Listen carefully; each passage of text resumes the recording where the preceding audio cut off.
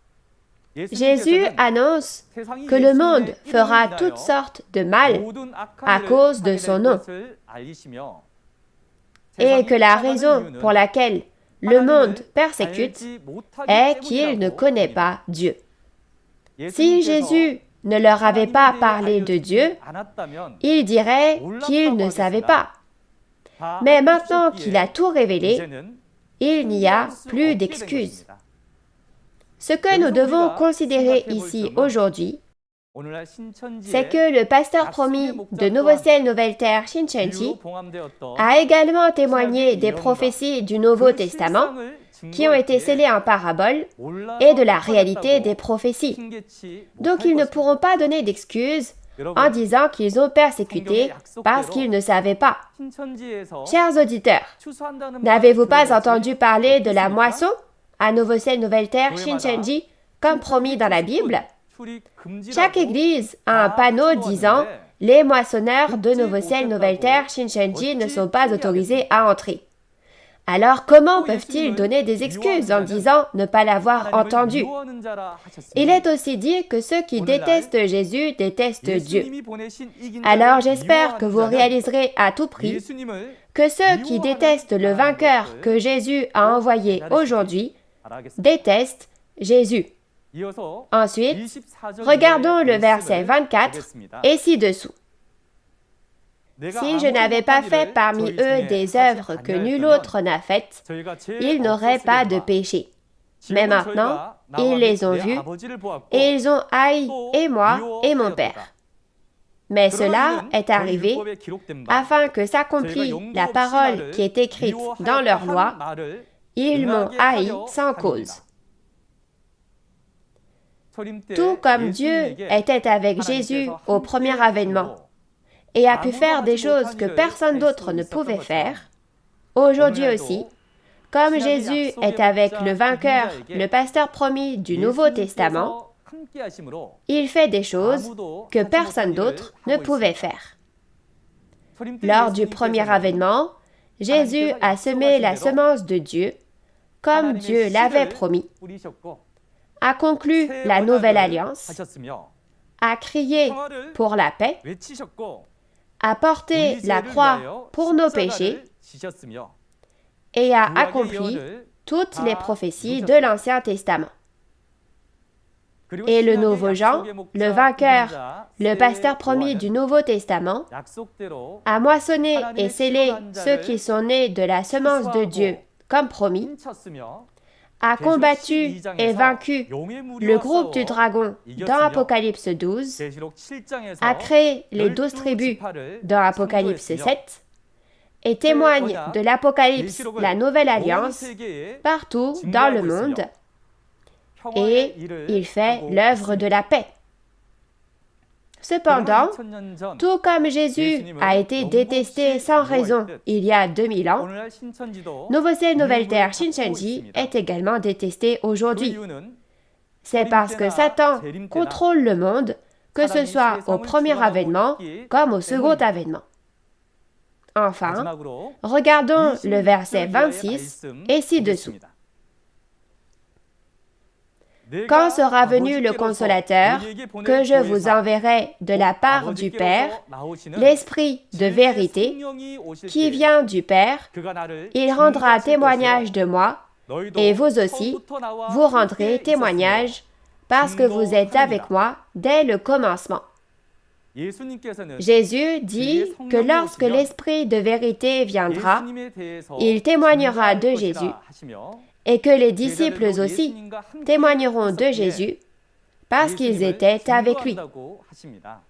Aujourd'hui, le Saint-Esprit de vérité que Jésus a promis témoigne clairement avec le pasteur promis des prophéties et même de la réalité physique de l'Apocalypse que Jésus a promis.